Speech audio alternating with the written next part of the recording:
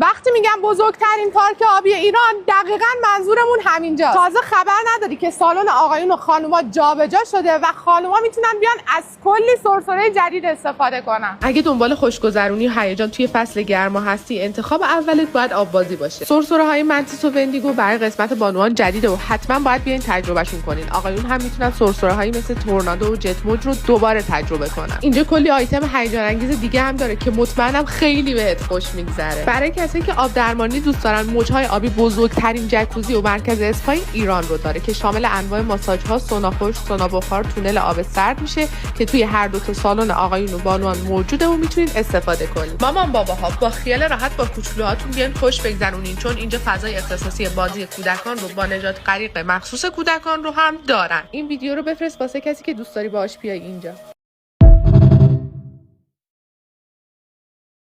میگن هر کسی توی مشهد اینجا نیاد یه هیجان واقعی رو از دست داده. حاضری واقعا ریسک کنی؟ اینجا یکی از جاذبه های گردشگری شهرمونه، جایی که میتونیم خانوادگی با کوچولوامون بیایم و کلی خوش بگذرونیم. داستان من و ملودی از کجا شروع شد؟ از اونجایی که ملودی به من گفت مامان دلم آب بازی میخواد. منم میدونستم که دختر کوچولوی من عاشق هیجانه.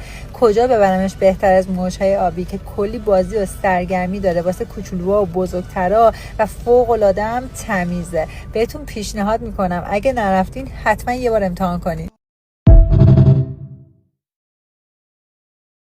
بریم ببینیم قیمت تفریحات کیش بهتره یا مشهد؟ تونل باد برای 2 دقیقه کیش 2200، مشهد 700.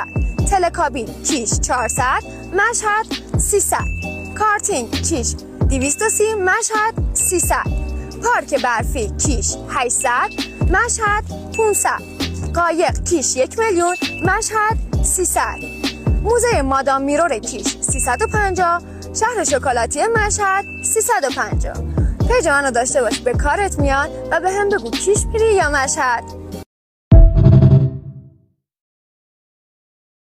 بیا بهت بگم مشهد کجا بریم تفریح. مطمئنم که نمیدونستی مشهد بزرگترین پارک آبی کل ایران رو داره. اگه میخوای یه تفریح متفاوت داشته باشی، بیا برج برفی که تو چله تابستون هم میتونی برف‌بازی کنی. برای بازی گروهی و دوستانه فقط بیا هلیوم پارک. برای تجربه پرواز بیا تونل باد صبا. خانه بارونه هم که برای بچه‌ها خیلی جذابه. کلی عکسای باحال میتونی بگیری. آدرس دقیق همه رو کپشن برات نوشتم.